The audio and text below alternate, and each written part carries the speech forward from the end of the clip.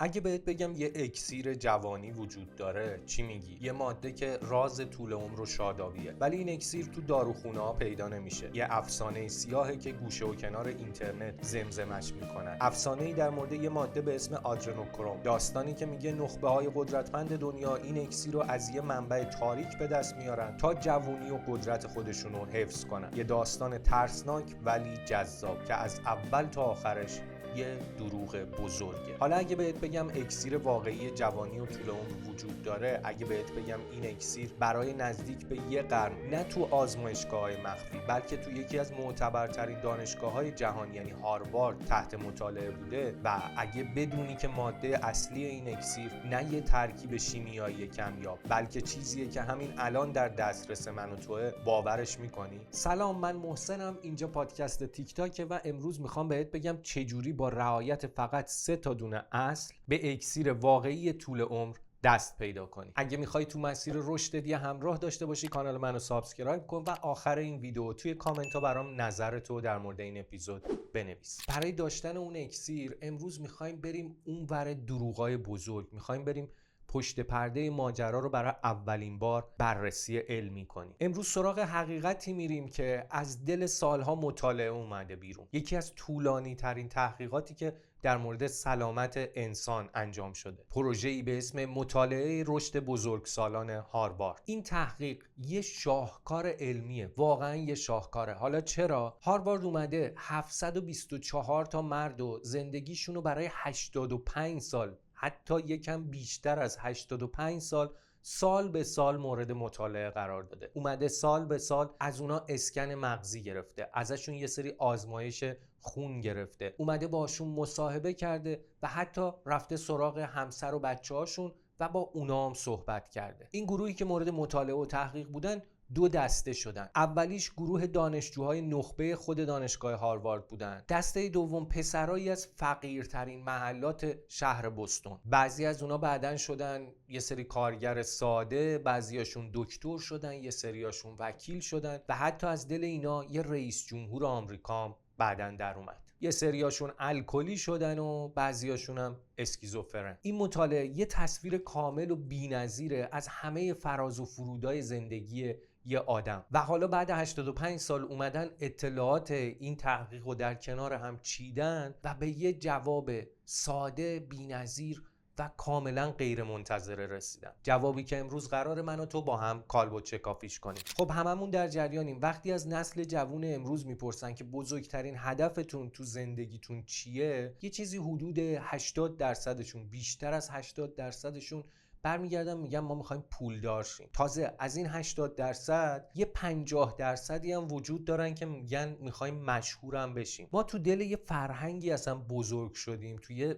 فرهنگی زیست کردیم و توش نفس کشیدیم که بهمون یاد داده برای خوشبخت بودن باید تا میتونی سخت‌تر کار کنی، تا میتونی بیشتر به دست بیاری، تا هر جایی که میتونی باید بیشتر و بیشتر دیده بشی. محققای هاروارد هم اون اول راهشون جور دیگه ای اصلا فکر میکردن. اونا هم فکر میکردن که کلید یه زندگی خوب مثلا خوابیده توی اندازه کلسترول خون آدمو، یا فکر میکردن که بیشتر به ضریب هوشی و طبقه اجتماعی آدما ربط داره این ماجرا. ولی بعد از 85 سال بررسی داده ها، پیامی که اونا دادن به مردم دنیا از تحقیقات خودشون واقعا یه چیز تکون دهنده بود. راز یه زندگی خوب و طولانی نه ثروت بود، نه شهرت بود و نه سخت کار کردن. اسم اون راز روابط خوبه. این یعنی چی؟ این یعنی مثلا روابطمون، سطح روابطمون خوب بودنش از پول و ثروت هم مهمتره؟ آره، به همین سادگی و به همین عمیقی. هاروارد میگه آدمایی که تو 50 سالگی بیشترین سطح رضایت رو از زندگی خودشون داشتن همونایی هن که تو 80 سالگی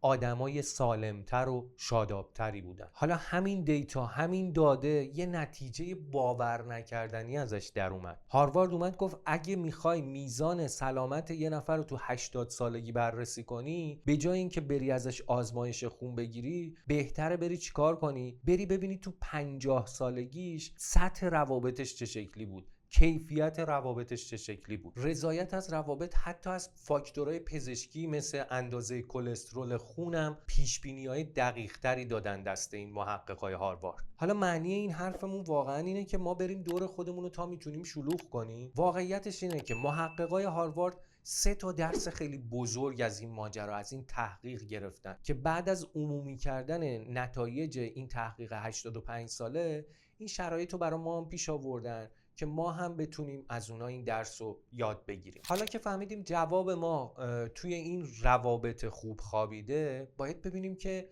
این رابطه هایی که داریم ازشون حرف میزنیم دقیقاً چی تو خودشون دارن، چه ویژگی هایی دارن که انقدر مؤثرن. جواب این سوال تو همون 3 تا درسیه که دانشمندای هاروارد بهش رسیدن. درس اول میگه ارتباطات اجتماعی برای ما آدما حیاتی ان و تنهایی مثل یه سم کشنده است. مطالعات هاروارد نشون داد که آدمایی که ارتباطات اجتماعی قوی‌تری با خانواده‌شون، دوستانشون و جامعهشون دارن، نه تنها آدمای شادترین، بلکه از نظر فیزیکی هم سالمترن و طول عمر بیشتری هم دارن. از اون طرف آدمایی که از اون حد نیازشون، از اون چیزی که میخواستن بیشتر تنها باقی مونده بودن، اینا خیلی سریعتر دچار افت سلامتی میشدن، از نظر مغزی دچار مشکل میشدن و حتی عمرشون هم کوتاه‌تر میشد. دکتر رابرت والدینگر، 4مین مدیر همین پروژه مطالعاتی هاروارد، یه جمله باحالی داره. اون میگه تنهایی به اندازه 15 نخ سیگار در روز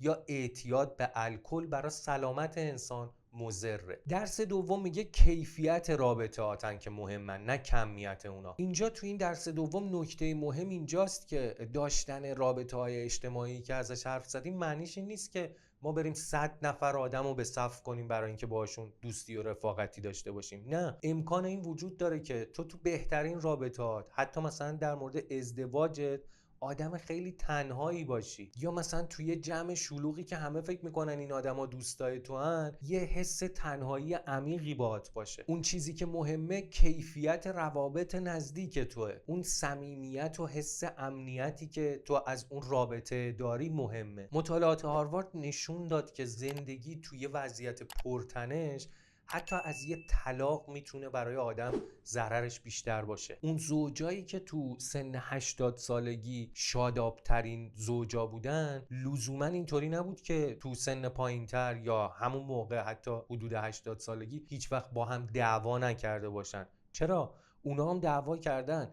منتها مسئله اینجاست، نکته کلیدی ماجرا اینجاست که توی روزای سخت، توی ساعت‌ها و ثانیه‌هایی که قراره با آدم سخت بگذره، هر اتفاقی که میافتاد بازم یکی از اینا میتونست رو اون یکی حساب ویژه رو وا کنه. هر کدوم اینا میتونست با خودش بگه که اینجا که نقطه آخر ماجراست، اینجا که ته سختی دنیاست برا من، اون هست، اون حامی منه. درس سوم این داستان دیگه خیلی جذابه. روابط خوب تو از مغزت هم محافظت میکنن. این کشفه توی این مطالعات دیگه خیلی هیجان انگیزه. میگه آدمایی که حس میکردن یه تکیهگاهی دارن تو رابطهشون، تو 80 سالگی، تو اون ده از زندگیشون، تو اون نقطه از زندگیشون، حافظه های خیلی روشن‌تر و شفافتری داشتن، حافظه های قوی تری داشتن. و برعکسش اونایی که تو رابطهشون احساس میکردن هیچکی حامیشون نیست، پشتیبانی ندارن، کسی نیست که بتونن تو دقیقه 90 روش حساب واکنن، تو 80 سالگی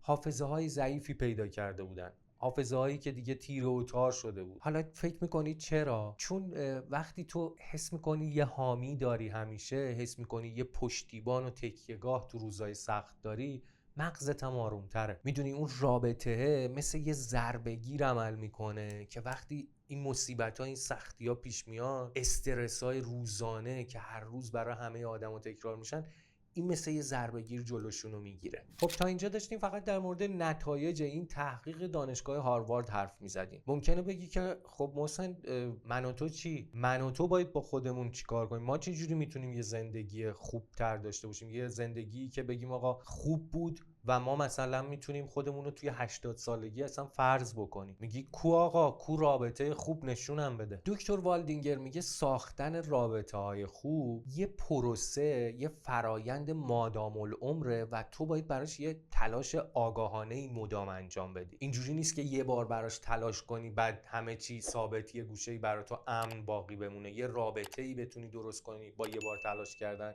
که همیشه برات باقی بمونه. فرض کن مثلا رفتی یه قرارداد ازدواج امضا کردی، رفتی پای یه قرارداد ازدواج و امضای خودتو انداختی یک بار، دلیل نمیشه اون یک باری که رفتی اونو امضا کردی اون رابطه خوبو به تو بده، اون رابطه صمیمی و امنو برای تو به هر مقام بیاره. تو فقط رفتی یه قرارداد امضا کردی دیگه، حالا حالت هم اون روزا خیلی خوب بوده، عاشق پیشه بودی اصلا، ولی تو مداوما اونطور که دکتر والدینگر میگه باید برای این تلاش کنی. یه تلاش، یه فرایند مادام العمر، یه پروسه است. حالا اینجا باز ایشون میاد 3 تا اصل جلو رامون میذاره، پیش پامون میذاره که میتونه خیلی کمک کننده باشه. اصل اول میگه به سمت روابط خم شو. تو باید برای داشتن رابطه های خوب انرژی و وقت زیادی صرف کنی، باید از خودت انعطاف نشون بدی. مثالایی که اینجا میشنویم تو این ماجرا مثالای جذابی ان. میگه به جای اینکه بشینی با همسرت جلوی تلویزیون و با هم چیپس بخورین، دستشو بگیر با هم بریم بیرون قدم بزنین، با هم گپ بزنین. یا به جای اینکه به دوست صمیمی و قدیمیت فقط یه پیامک بدی، شمارهشو بگیر، باش تماس بگیر تا صدای واقعیشو بشنوی. اصل دوم میگه زره ها رو از تنت در بیار آقا، اصیل باش. شاید اپیزود برنه براون رو یادت باشه، اونجا در مورد قدرت آسیب پذیری با هم دیگه خیلی حرف زدیم. این تحقیق دانشگاه هاروارد یه مهر تایید پای حرفای دکتر برنه براون. ببین روابط واقعی اونجای خودشونو نشون میدن، اونجایی برای تو پیش میاد که تو جرأت کنی اون خود واقعی و ناکامل تو نشون بدی. دقیقاً اونجایی که تو اون زره کمالگرایی و بی‌نقص بودن رو از تنت در میاری و میندازیش دور. اصل سوم یادت میاره که بری روابط راکدتو احیاشون کنی. خیلی از ماها اینقدر سر خودمون رو شلوغ میکنیم در طول روز که از رابطه های مهممون غافل میشیم. دکتر والدینگر میگه اینجا یه راه حل ساده داریم. برو گوشیتو برش دار، برو تو لیست مخاطبینت حتما اسم یه دوست صمیمی قدیمی تو میبینی تو اون لیست دیگه که مدت هاست باش در تماس نبودی. اگر دلت هم نخواست بهش زنگ بزنی به هر دلیلی، یه SMS بهش بده، یه پیام بهش بده، بهش بگو که دلم برات تنگ شده، حواسم به تو الان، امیدوارم حالت خوب باشه. همین باعث میشه که تو حال بهتری داشته باشی و حتی امکان اینو پیش میاره که اون دوست قدیمیت باهات ارتباط بگیره. واقعا اگه علم میخواست یه راز در مورد طول عمر رو کنه برای ما، اون چی بود؟ حالا ما با بررسی این تحقیق 85 ساله دانشگاه هاروارد تقریبا یه جواب قطعی داریم. جواب دقیقاً اینه که همه چی بستگی داره به کیفیت روابط ما. نه حساب بانکیمون، نه شهرتمون، نه تلاش بیش از اندازمون، هیچ کدومشون قرار نیست به ما یه زندگی خوب بدن. هیچ کدومشون یه کلید برای یه زندگی با کیفیت و طولانی نیستن. فقط گرمای روابطی که در طول زندگیمون میسازیمشون و ازشون مراقبت میکنیم، این کیفیت از زندگی رو به ما هدیه میدن. یادت باشه که همین روابط گرم بزرگترین و بلند مدت ترین سرمایه گذاری من و تو روی آینده خودمونه. تیک تاک، یه تیک سبز کنار هدفات، دنبالش کن.